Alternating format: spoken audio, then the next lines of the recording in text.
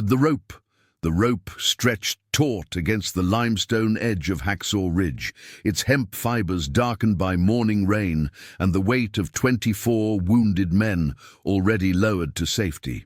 Private First Class Desmond Doss wrapped his torn hands around the coarse strands one final time, feeling each individual thread that separated Sergeant Kyle from a 70-foot fall onto the coral rocks below. The 77th Infantry Division had pulled back hours ago, abandoning the blood-soaked plateau to Japanese machine gunners who now moved through the darkness like hunting spirits. But Kyle remained, semi-conscious, his face peppered with shrapnel, whispering prayers through swollen lips as Doss fashioned a makeshift harness from strips of torn uniform. The ridge rose behind them like a monument to human stubbornness, its shattered surface scarred by weeks of artillery exchanges that had reduced every tree to splinters and every foxhole to a crater. Okinawa's relentless spring rains had turned the coral dust into a slippery paste that made each step treacherous, each handhold uncertain. Japanese positions remained invisible among the broken stone and twisted metal, but their presence hung in the air like smoke, patient, watching, waiting for movement to betray itself against the grey sky. Doss had climbed this same rope 24 times in the past 4 hours, each ascent a prayer whispered through clenched teeth, each descent a miracle measured in heartbeats and the groaning protest of fraying hemp. His medical bag hung nearly empty against his chest, its morphine syrettes and field dressings exhausted on wounds that ranged from shattered bones to sucking chest wounds that had required plastic wrappers torn from ration packages. The ridge had become his cathedral, its altar built from bandages and tourniquets rather than bullets and bayonets. Below, exhausted soldiers from the 77th Infantry Division gathered in the comparative safety of the approach slope, their faces turned upward toward the cliff edge where their medic worked without the comfort of an M1 Carbine or even a sidearm. Captain Vernon paced among them, his radio crackling with demands for casualty reports that seemed obscene in their bureaucratic precision. 25 wounded evacuated from an active kill zone by a single unarmed man, the mathematics of heroism reduced to numbers that would later fill official reports and citation recommendations. The rope shuddered as Kyle's weight settled into the improvised harness, and Doss felt several more strands part with soft popping sounds that seemed impossibly loud in the gathering dusk. He had learned to read the rope's language over the course of this endless day, the subtle shifts in tension that meant a knot was slipping, the musical twang of individual fibers surrendering to loads they were never designed to bear. Each wounded man had taught him something new about the delicate mathematics of salvation, the precise balance between speed and caution that meant the difference between rescue and disaster. Sergeant Kyle opened his eyes as they began their descent, his gaze focusing with difficulty on Doss's face above him. The same man who had questioned his fitness for combat duty 6 weeks ago, who had suggested that conscientious objectors belonged in rear-area hospitals rather than frontline infantry units. Now Kyle hung suspended over empty air, trusting his life to hands that had never held a weapon in anger, guided by a man whose only ammunition consisted of bandages, morphine, and the quiet conviction that every life was worth the risk of climbing back up the ridge one more time. "Doss," Kyle whispered, his voice barely audible above the rain. "The medic without a gun. I always thought you were crazy." The descent felt endless, each foot of rope examined and re-examined as Doss lowered Kyle toward the waiting hands below. Halfway down, the rope's main load-bearing strands began to separate in earnest, individual fibers snapping with tiny sounds like distant rifle shots. But the remaining hemp held, guided by prayers whispered in the darkness and the steady strength of hands that had learned their craft in the most unforgiving classroom imaginable. The exposed plateau of Hacksaw Ridge, where Japanese machine gunners measured distance in heartbeats, and every shadow might conceal sudden death. When Kyle finally reached safety, stretcher bearers rushed forward to guide him toward the aid station, where Dr. Harrison waited with surgical instruments and morphine supplies that seemed luxurious after the improvised medicine practiced on the ridge. Doss remained at the cliff edge for a moment, staring up at the plateau he had crossed 25 times in 4 hours, wondering how many more wounded men lay hidden in shell craters and collapsed bunkers, calling for help that might never come. If stories like this make you imagine what you'd do under fire, tell us in the comments how you think you'd react in this situation, and stay with us for the next chapters. The morning had begun with artillery preparation that shook the coral foundations of Okinawa itself. 105 mm howitzer shells screaming overhead in precise patterns designed to neutralize Japanese positions that had resisted every previous assault. The 77th Infantry Division's attack plan looked clean on paper.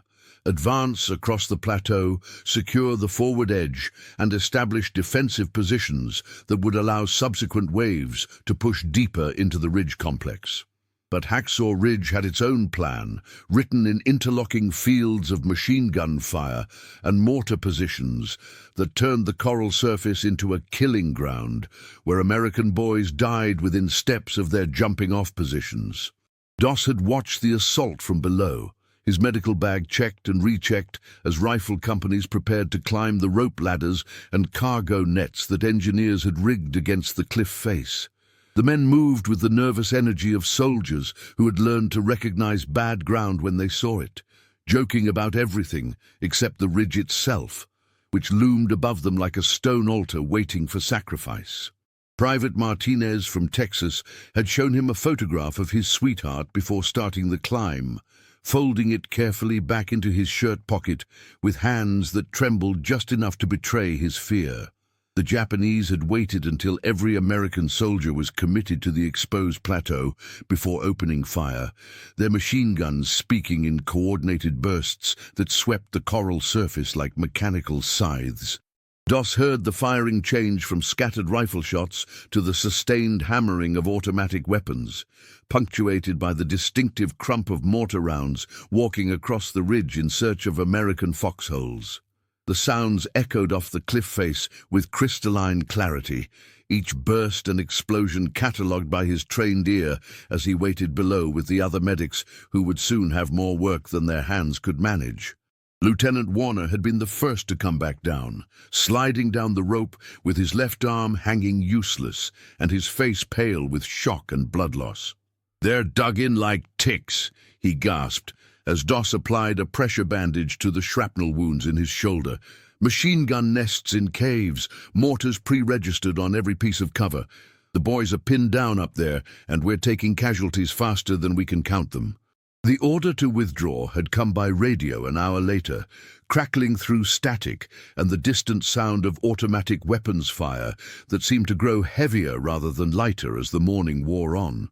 But withdrawal from Hacksaw Ridge meant leaving wounded men scattered across the plateau, some mobile enough to reach the ropes on their own, others trapped in shell craters and collapsed positions where Japanese fire made rescue impossible. Sergeant Howell had grabbed Doss's shoulder as the able-bodied men began their retreat, his eyes filled with the particular anguish of combat leaders forced to make impossible choices. "Doss, you can't go up there without a weapon," Howell had said, shaking his head grimly. "Those Japanese will cut you down before you take 10 steps. We've lost enough men today without throwing away our medics." But Doss had already begun checking his medical supplies, counting morphine syrettes and field dressings with the methodical precision of a man preparing for surgery rather than suicide.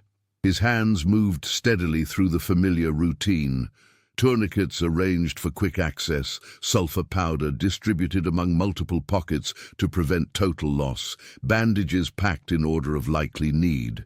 The other soldiers watched him with expressions that mixed respect and bewilderment, recognizing the signs of a man who had already made his decision and was simply preparing to implement it with professional competence. The rope stretched above him like a challenge to physics and faith, its hemp strands slick with rain and marked by the passage of retreating soldiers whose boots had worn smooth grooves in the coral edge. Japanese snipers fired sporadically from hidden positions, their bullets striking the cliff face in random patterns that suggested uncertainty about American positions rather than precise marksmanship. Each shot sent coral fragments spinning into space, tiny meteorites that caught the grey light and fell like snow toward the soldiers gathered below. Private Martinez had been the first casualty Doss encountered on his initial climb, lying behind a shattered tree stump with his left leg mangled by shrapnel and his eyes wide with the particular terror of men who found themselves alone in places where help seemed impossible. The 19-year-old had stared at Doss with disbelief, unable to process the sight of an unarmed medic crawling across ground that seasoned riflemen had abandoned as suicidal. "Doss, how did you get up here?" Martinez had whispered, his voice thin with pain and shock. "Where's your rifle?" The question hung in the air between them as Doss applied a tourniquet and injected morphine, his hands working with practiced efficiency while mortar rounds exploded close enough to shower them both with coral dust. It was the same question that had followed him since basic training, asked with varying degrees of curiosity, respect, and contempt by men who understood that infantry combat was no place for conscientious objectors. But here, on Hacksaw Ridge, with Japanese machine gunners measuring distance in heartbeats and every shadow potentially concealing sudden death, the question took on new weight.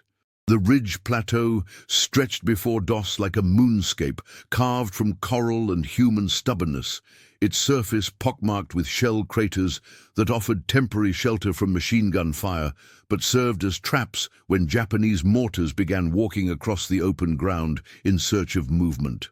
23 men still lay scattered across the killing ground, some calling for help in voices that carried clearly through the afternoon air, others maintaining the ominous silence of soldiers who had moved beyond the reach of morphine and field dressings. Corporal Thompson presented the most dangerous rescue attempt yet attempted, his body pinned beneath a collapsed wooden beam near the forward edge of the plateau, where Japanese positions lay close enough for Doss to hear enemy soldiers talking in low voices as they cleaned weapons and prepared for nightfall. Thompson's back appeared to be broken, and any careless movement during extraction could cause permanent paralysis or death. Medical decisions that belonged in a surgical theater, not a coral killing ground where every minute of exposure increased the probability of additional casualties. The sound of approaching aircraft broke through the constant percussion of small arms fire, and Doss looked up to see Navy Corsairs circling the ridge complex in preparation for close air support that might buy him additional time to complete the evacuation. But the fighter bombers faced the same problem that had plagued every American unit assigned to take Hacksaw Ridge. Japanese positions were dug so deeply into the coral that conventional weapons merely rearranged the landscape without significantly reducing the enemy's ability to pour fire onto the exposed plateau.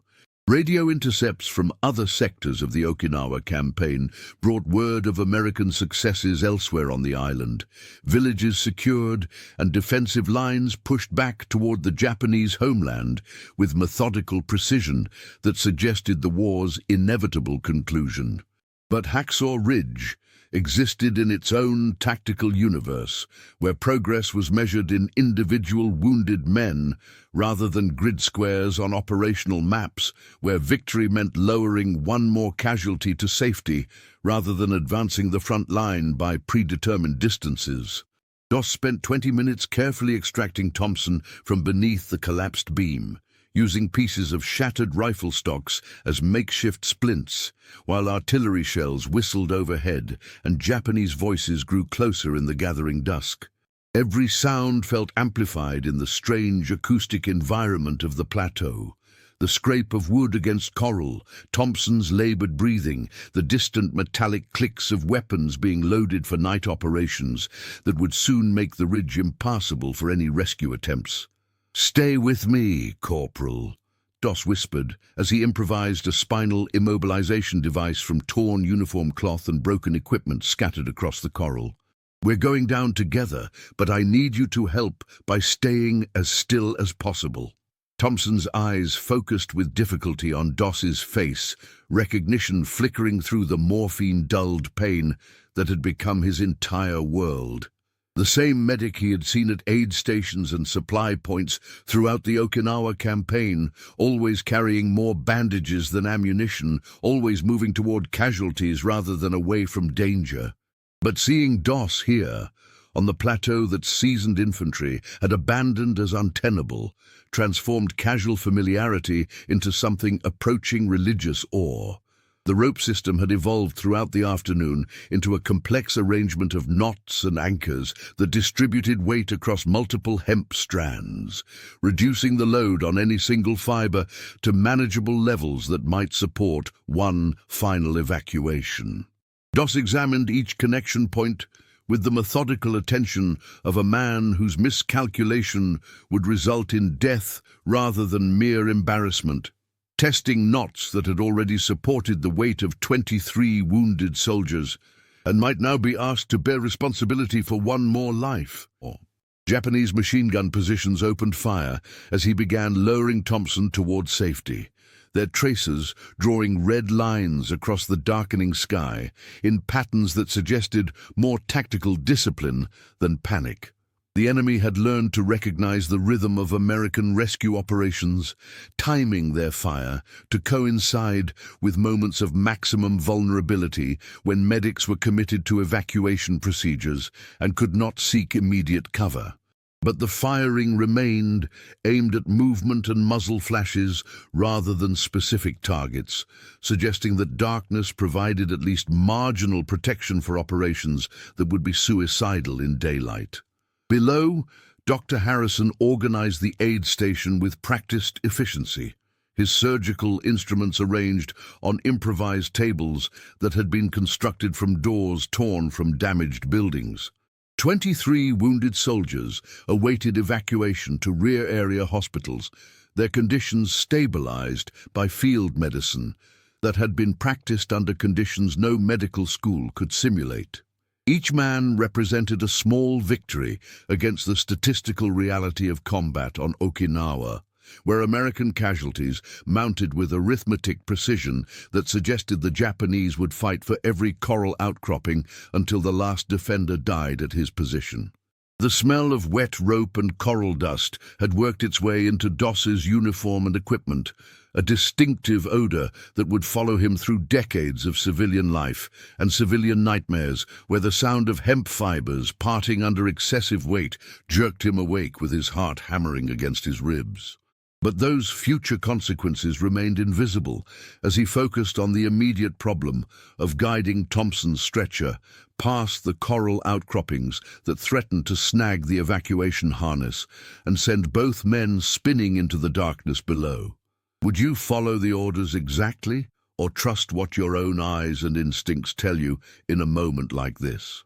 Comment which path you take, and share this episode with someone who loves real human stories from history. Sergeant Kyle lay in the deepest shell crater on the forward edge of Hacksaw Ridge, his body broken by the mortar round that had exploded directly in front of his squad during the morning assault.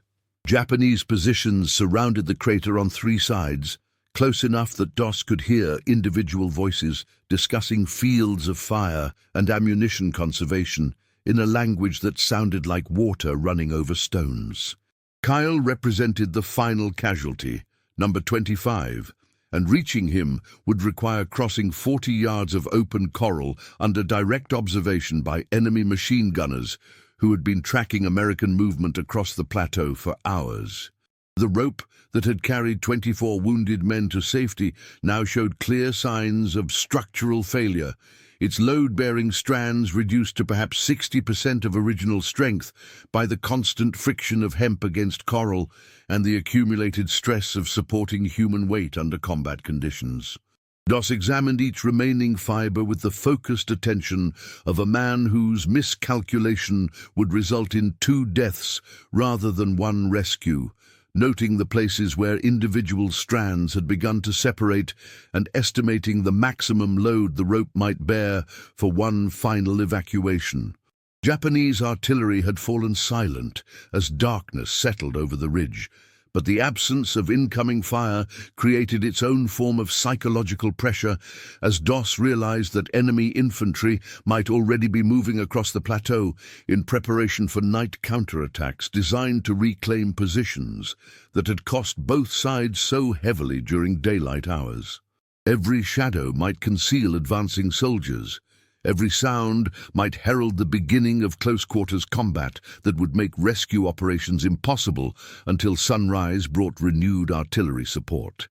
The approach to Kyle's position required timing that bordered on supernatural, moving between machine gun bursts in intervals measured by heartbeats and the whispered prayers that had sustained Doss through every crossing of the death ground above. He crawled on his belly across coral that had been ground to powder by artillery, his medical bag dragging behind him like an anchor that threatened to snag on the twisted metal and broken equipment scattered across the plateau by weeks of continuous combat. Kyle's eyes opened as Doss slid into the crater, his gaze focusing with difficulty on the familiar figure of the medic who had treated his men throughout the Okinawa campaign. Blood had dried in dark streaks down his face, and his right arm hung at an angle that suggested multiple fractures. But he remained conscious enough to recognize the impossibility of what Doss was attempting in the gathering darkness. "The medic without a gun," Kyle whispered, his voice barely audible above the distant sound of Japanese voices that seemed to be drawing closer with each passing minute. "I always thought you were crazy, Doss. Now I think you might be something else entirely." The medical assessment revealed injuries that would have challenged a fully equipped surgical team working under ideal conditions: suspected spinal damage, internal bleeding, and a head wound that had left Kyle drifting in and out of consciousness like a radio receiving signals from distant stations. But Doss had learned to practice medicine with materials that would have been considered inadequate for treating minor cuts in civilian hospitals. Morphine syrettes that had to be rationed like ammunition, bandages improvised from torn uniform cloth, and splints carved from broken rifle stocks and shattered equipment. The evacuation harness required 20 minutes to construct, time measured against the approaching sound of Japanese infantry moving across the plateau in small groups that coordinated their movement with hand signals and whispered commands. Doss worked with the methodical precision of a man who understood that haste would result in equipment failure, testing each knot and connection point while Kyle drifted through levels of consciousness that ranged from lucid awareness to morphine-dulled confusion about his location and circumstances. "How many times have you climbed that rope today?" Kyle asked during a moment of clarity, his eyes focusing on Doss's face with the intensity of a man trying to solve a puzzle that exceeded his understanding. 24 times down," Doss replied, adjusting the improvised stretcher that would carry Kyle to safety or death, depending on the structural integrity of hemp fibers that had already exceeded their design specifications by any reasonable engineering standard. "This makes 25. The number hung in the air between them like a mathematical prayer, a simple arithmetic that reduced the entire action on Hacksaw Ridge to its essential elements: one man, one rope, and the stubborn conviction that every life was worth the risk of climbing back up the cliff face one more time. Japanese machine gun positions opened fire as they began the evacuation, their tracers drawing geometric patterns against the darkness that illuminated the plateau in brief, stark snapshots of coral and shadow. The descent proceeded in stages, each foot of rope examined and tested as Kyle's weight settled into the evacuation harness and the remaining hemp strands stretched toward their breaking point. Halfway down, several load-bearing fibers parted with sounds like small-caliber rifle shots, but the rope held, guided by engineering principles that had nothing to do with tensile strength calculations and everything to do with the accumulated prayers of 25 wounded men who had trusted their lives to the same fraying hemp. Below, the entire aid station had gathered to watch the final evacuation, soldiers and medical personnel standing in the rain as they witnessed something that would later be compressed into citation language and medal recommendations that could never capture the smell of wet rope or the sound of individual hemp fibers surrendering to loads they were never designed to bear. When Kyle finally reached safety, stretcher bearers rushed forward to guide him toward Dr. Harrison's surgical table, but their eyes remained fixed on the cliff edge, where one man prepared for his own descent from a ridge that had claimed too many American lives and would live in too many American memories for the rest of their natural lives. The secret that Desmond Doss would never share in any interview, citation ceremony, or congressional hearing was how many times he had stopped climbing. Not the dramatic pause of a hero gathering courage for one final assault, but the complete physical shutdown of a human nervous system pushed beyond its design limits, hands frozen on the rope, muscles locked in positions that had become unbearable, mind emptied of everything except the sound of his own heartbeat hammering against his eardrums like artillery in the distance. The first paralysis had occurred after lowering Private Martinez to safety, when Doss found himself unable to release his grip on the rope, despite the urgent calls of Corporal Thompson 50 yards away across the Coral Plateau. His body had simply refused to obey commands that his brain continued to issue, leaving him clinging to hemp strands while Japanese machine gunners fired at shadows and movement that might or might not represent American soldiers still trapped on the ridge. The standoff between will and flesh had lasted perhaps 30 seconds, an eternity measured in heartbeats and enemy muzzle flashes. The second freeze had come during Thompson's evacuation, when the spinal injury required precision that seemed impossible under fire, and Doss had found himself staring at the improvised stretcher without understanding how medical supplies could be arranged to support a broken human being. His hands had continued working through the paralysis, guided by training that operated below the level of conscious thought. But his mind had retreated to a place where the ridge existed only as an abstract problem, rather than a coral killing ground where every decision carried the weight of human life. The third and longest paralysis had occurred just before Kyle's rescue, when Doss had crawled to within 20 yards of the crater and discovered that his legs would not carry him forward, despite the desperate calls echoing from the darkness ahead. Japanese infantry had been moving across the plateau in small groups, their voices close enough to distinguish individual words, and the logical part of his mind had calculated survival probabilities that approached zero for any rescue attempt. He had lain motionless behind a shattered tree stump for what felt like hours, but was probably closer to 5 minutes, listening to Kyle's weakening calls while his body staged its own private mutiny against orders that exceeded reasonable human limitations. The prayers that sustained him through each paralysis were not the confident appeals to divine intervention that would later appear in citation language and inspirational speeches, but the desperate bargaining of a terrified young man who had discovered that faith was not a source of strength, but a conversation with silence that might or might not choose to respond. "Lord, help me get one more," had become a mantra, not because he believed in miraculous intervention, but because repetition created rhythm, and rhythm created movement, and movement was the only alternative to lying motionless on the coral while wounded men died within reach of medical attention. The rope itself had become a living thing by evening, its hemp fibers swollen with rain and blood, until individual strands looked like organic tissue rather than manufactured cordage. Doss had learned to read its condition by touch, feeling for the subtle changes in texture that indicated structural weakness, listening for the musical notes that indicated fiber separation under load. By Kyle's evacuation, the rope was speaking constantly, tiny pops and whispers that provided real-time feedback about tensile strength and load distribution that no engineering manual had ever described. The moment that would haunt his dreams for decades occurred during Thompson's descent, when three major load-bearing strands had parted simultaneously and Thompson had dropped 18 inches before the remaining hemp caught his weight.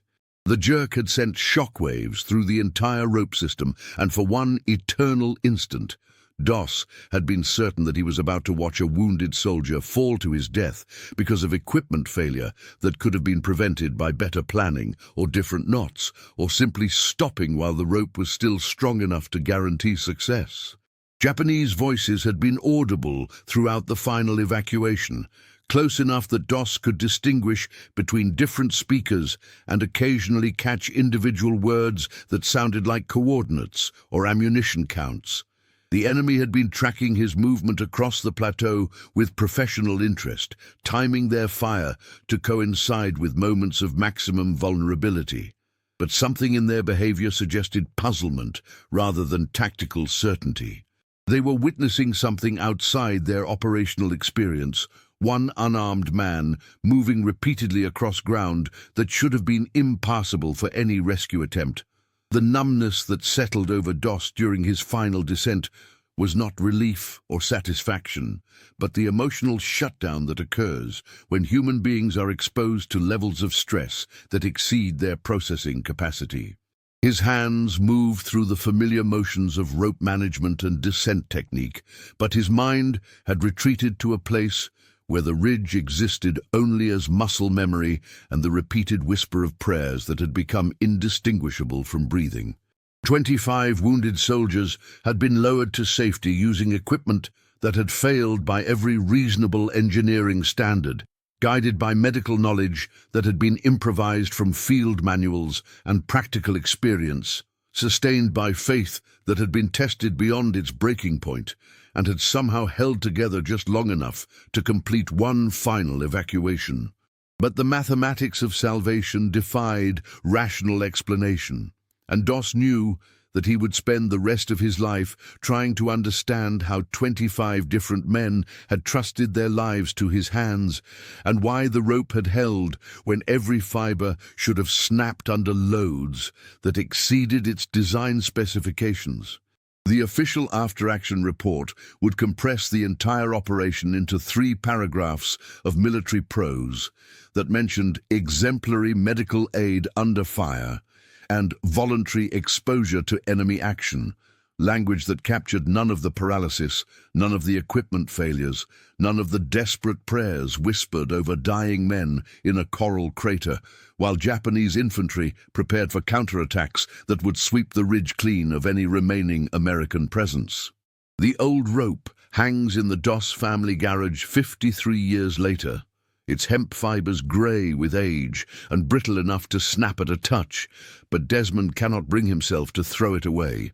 His grandchildren occasionally ask about the piece of cordage that seems too ordinary to merit preservation, and he tells them it came from the war without explaining that its fibers still carry the weight of 25 men who trusted their lives to knots tied in darkness under enemy fire.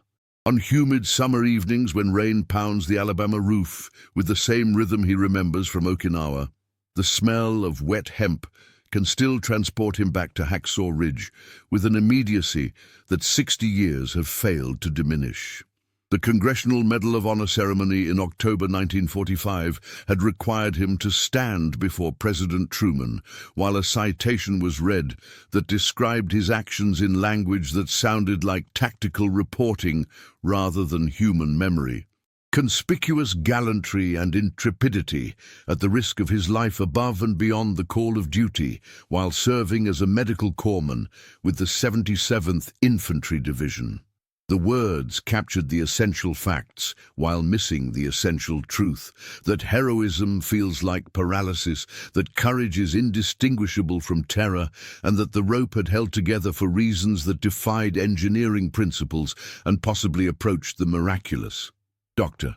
Harrison had retired from military medicine immediately after the war, but he continued to write annual letters describing the condition of soldiers who had been evacuated from Hacksaw Ridge on that April evening in 1945. 23 of the 25 men had survived their wounds and returned to civilian life, carrying their own memories of the night when one unarmed medic had crossed the Coral Plateau 25 times rather than abandon wounded soldiers to Japanese positions that should have made rescue impossible. But Harrison's medical reports could never capture the human dimension of salvation, the weight of trust placed in hands that trembled with exhaustion, the sound of prayers whispered over improvised stretchers while artillery shells whistled overhead. Kyle had returned to his Tennessee farm and married the woman whose photograph he had carried throughout the Pacific campaign.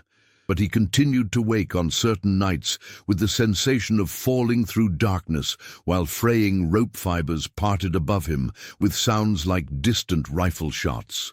His children learned not to ask about the war except in general terms, sensing that certain subjects led their father into silences that could last for hours and left him staring at nothing, while his hands moved through motions that resembled knot tying or rope inspection.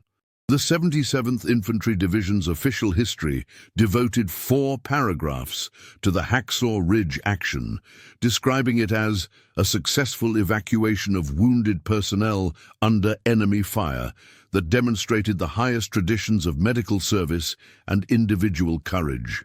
But military historians struggled to explain the tactical significance of an operation that had saved lives rather than advancing front lines, that had been accomplished with rope and bandages rather than rifles and artillery, that had been conducted by one man operating outside the chain of command and beyond the reach of supporting fire. Martinez had become a high school teacher in Texas, and he occasionally showed his students the photograph of Desmond Doss that had appeared in Life magazine, explaining that heroes did not always carry weapons and that courage could be measured in medical supplies rather than ammunition. But he never described the sound of individual rope fibers parting under excessive weight, or the moment when he had realized that his life depended on knots tied by an unarmed medic who was operating beyond the limits of human endurance, while Japanese machine gunners tracked his movement across a coral plateau. The rope had been cut into sections after the evacuation, distributed among medical personnel as an informal memorial to an action that had redefined their understanding of battlefield medicine and individual responsibility. Each piece carried the same capacity to trigger memories that ranged from pride to survivor's guilt, the same ability to transport its owner back to a ridge where 25 men had been lowered to safety, using equipment that should have failed and techniques that had been improvised from field manuals and desperate necessity.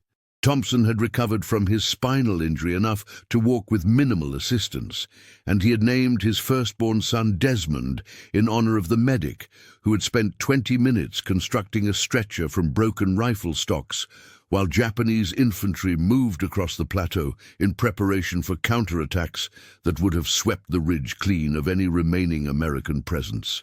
But he never explained to his son why certain sounds, the creak of rope under tension, the pop of breaking fibers, could reduce him to sweating silence that lasted until the memories receded enough to allow normal conversation.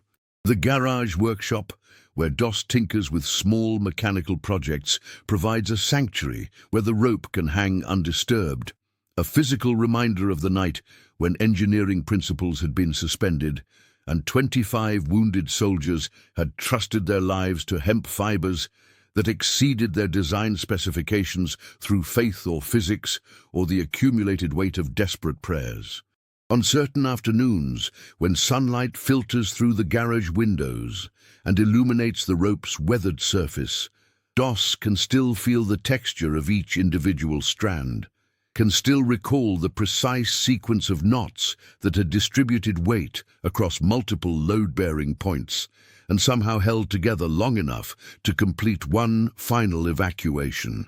The citation language that had been read during the Medal of Honor ceremony spoke of voluntary exposure to enemy fire and exemplary medical aid, but it could never capture the human reality of paralysis overcome through repetitive prayer, equipment pushed beyond its breaking point, and the weight of 25 different men who had called his name from the darkness, while Japanese positions prepared for nightfall operations that would have made rescue impossible.